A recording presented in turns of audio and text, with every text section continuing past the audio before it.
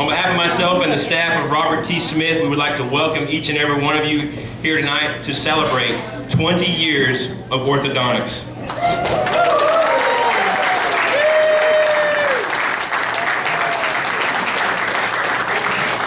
Ten years ago, Dr. Smith put together a scrapbook, or his staff put together a scrapbook of his life and his practice, and they surprised him with a little cake and a little lunch.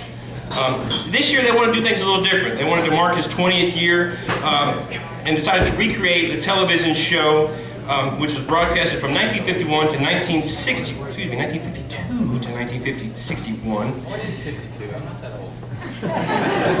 Technically you are, but it was one of the best remembered shows from the 50s, and the format of the show was called This Is Your Life, and was based on the simple principle.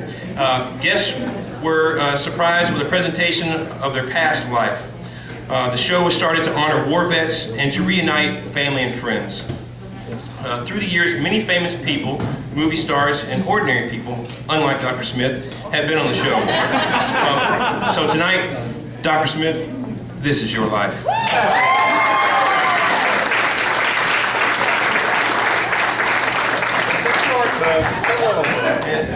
It's not too thick, actually. Beginning and end. Yeah. Dr. Smith was born on April 1st, 1962. April Fool's Day. April Fool's Day. And as we all know, this day fits him perfectly. He's full of life and always joking, laughing, kidding around, giving people a hard time, and always trying to make life just a party. You know, personally, I like to think it's just because his name's Robert.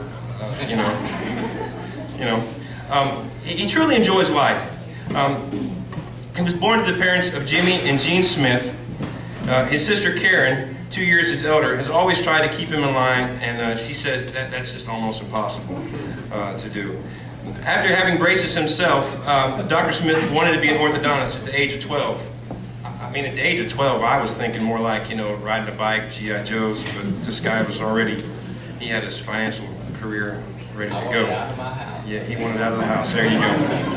He would tell you that it seemed fun to be around a bunch of kids and, of course, to work with a lot of pretty girls like that, right now, I'd just like to start off by introducing our first guest. Rob, this is a long-lost friend of yours. It's probably been 35 to 40 years ago, and I guess you will probably remember that I did your braces. Steve.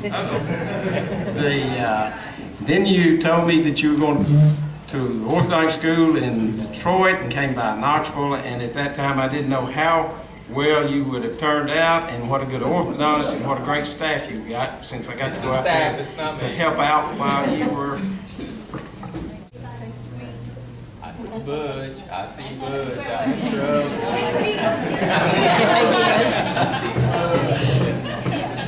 Hey Rob, when you first asked me to work with you, the first word that came to my mind was no. You had no furniture, no equipment, no schedule, no employees, I had hair back no then. backup, no money, or even no patience. So it was rather scary for me, but I'm so glad that I said yes. Even though we had the big challenge ahead of us, we had so much fun. And we had many two-person office meetings and keeping track of the petty cash fund, which you took from with ever asking me, saved us both many laughs. You were a very kind, considerate boss, and I feel blessed to have had a small part in the success of your practice. I love you dearly and treasure your friendship.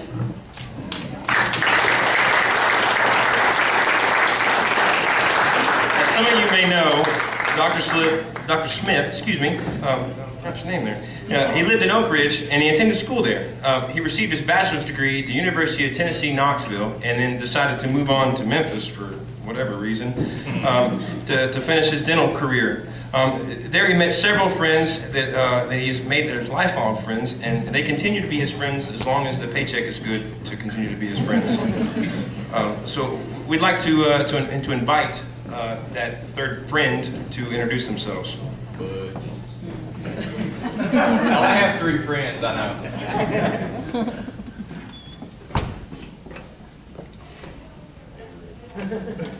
Okay, I'll just keep going. What a friend. See? Can you hear me? Robbie, I'm going to call you Robbie. Uh-oh. I know him as Robbie. I cannot believe that Dr. Allard was the one responsible for that beautiful little smile of yours. That awesome smile you've got. That's just perfect. Robbie, I can remember some years ago, I've got fading memory these days, but some years ago when you walked into Maynardville and introduced yourself and you came up into the mountains to see if you could do some extracurricular work up that way. And when I looked at the original GQ guy that walked in, I just couldn't believe it. I said, this guy right here, he is off the top of the charts. Mr. GQ, if I've ever seen him. And I knew you would do well. I knew you were awesome from the time I met you. You were just a wonderful spirit, I could tell. And now you've taken my son to raise. And I'm very grateful for that. So thank you so much. Thank you so much. And I can't wait to see you tonight. And thank you for the crowd that's here and everybody supporting you. We all love you. We think you're a great guy. And I know my son Bo is really taken with you. And he says you're just an awesome guy. And that's the greatest there is, right there.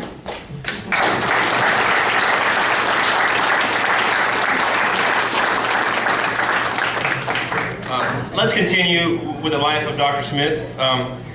As some of you may know, he was accepted into the University of Detroit to complete his orthodontic career, and after he finished that, he decided to move to Knoxville and opened up 2 offices, not 1 but 2, in July of 1991. I slept through overhead day, guys. I think I slept through that. Okay. Dr. Smith, as you know, has 2 offices in Fountain City and in Halls, 7 miles away. Whatever. It was there he decided to pursue his dream and has become a very successful and respected orthodontist in his community. To start his practice, though, he needed employees. At first, he was a little hard to sell. Dr. Smith not only looked 12, but he acted like it too. Still does if you ask me, but technically he's 18 because he is married, so somebody must have signed for him, I don't know. He was known to squirt patients with water and dress up in just weird outfits with tights and say his name was Molar Man? Yeah, I was Molar Man. Really? Seriously? Molar Man? And a lot of more funny stories that his staff just says they're just not appropriate for this type of place. So we'd like to, he started his life, he started hiring his staff and looking for not only 1, but as many employees as he could get. And when he hired an employee, he was not only looking for somebody to work for him, but somebody to be his friend, and a friend for life. So let's start off by introducing another guest. Hello, Rob. This is your first assistant. We went through a lot of firsts together. You gave me my first opportunity in a dental office. You gave me my first opportunity to go back to school. You also taught me how to take impressions and how to tell them to breathe through their nose and wiggle their toes. Big breasts. You Big gave me my breasts. first office trip, which you were very understanding when I had to come back early. Patrick, I'm sorry. He's gone. You asked me, no matter how many times you asked me to call you Rob, I think I pretty much always called you Dr. Smith anyway. You were a wonderful employer. You're still my favorite employer ever. Beverly. Dr. Smith, 20 years ago, you started off on an adventure. You were young, excited, and eager to take on the world. you didn't just take on the world, but you took on the world of orthodontics, and you opened not just one, but 2 beautiful offices, and your journey began. And I was lucky enough, or brave enough, to be your first patient. And not only was I your first patient, but I was your favorite patient as well. I was just an awkward teenager with a crooked smile. And through the years, I watched your practice grow.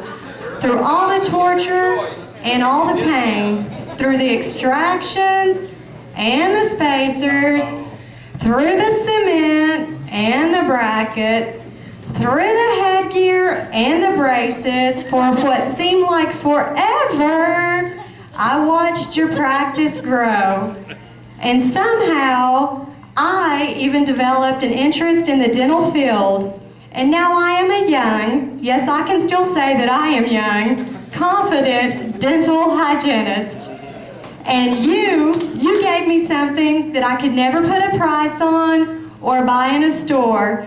You gave me a beautiful smile, and with that came confidence and a direction to pursue a career in dentistry. And for that, I am truly thankful. It's an honor and a privilege, and I am proud to be your first patient and your favorite patient always. Thank you for everything, Rob. I love you. Love you too, Gina. I once played golf with a gynecologist, and I only had one question for him. I said, what's the difference between a vagina and any other slang term that might be used for that? And he said, 5 p.m. I met Rob when we interviewed for dental school, and I was the first one of the day. When I came out to the waiting room, there were a bunch of scared people. And I kind of scanned the room and I said, guys, it's hell in there. There was one guy that snickered, and that was Rob. He looked like John F. Kennedy in his navy blue blazer and his khaki pants. I knew right off the bat we were going to hit it off. We had one motto: where are we going? What are we drinking? The problem with Rob and I is we both had gas pedals, but neither one of us had brakes. The thing about Rob was he asked me one time, he goes, let's go to Vail, Colorado skiing. And I said, Rob, man, I got no cash. I'm a newlywed. You know, I can't swing it. He said, man, he goes, you don't need money, you just need a lot of people. I said, that's all it takes. And obviously with ortho, if you've seen his office, it just takes a lot of people. We went to Mardi Gras and we had 12 people in a 1-bedroom apartment. And what you may not know, we spent part of that trip in the police cruiser on the side of the interstate. Kind of goes back to that we had a gas pedal but no brake. The problem with the drinking first as opposed to where you going then drinking, we had a few little run-ins with the police, one of which we rear-ended a car on a Sunday afternoon in front of a police station in Memphis with hurricane glasses in our laps. That was Abby and Rob and Ann and I. The guy that we hit got out holding his neck, and Rob said, you're not hurt, get your ass back in the car. But anyway, we eventually wrecked upside down the day before Thanksgiving off of North Shore Drive in 3 feet of water. Rob missed the bridge. It was a 20-foot embankment. The problem was he was afraid to call me. He thought I had drowned. I was afraid to call him. I thought he was in jail. And Thanksgiving dinner, a friend of mine said, those boys were lucky they didn't get killed in that car wreck. Well, when my dad first met Rob, the statement he made was, that kid's got it going on. He's going places. That day at Thanksgiving, he said, I knew the first time I saw that kid, he was headed for trouble. It's true! Butch, I love you, man.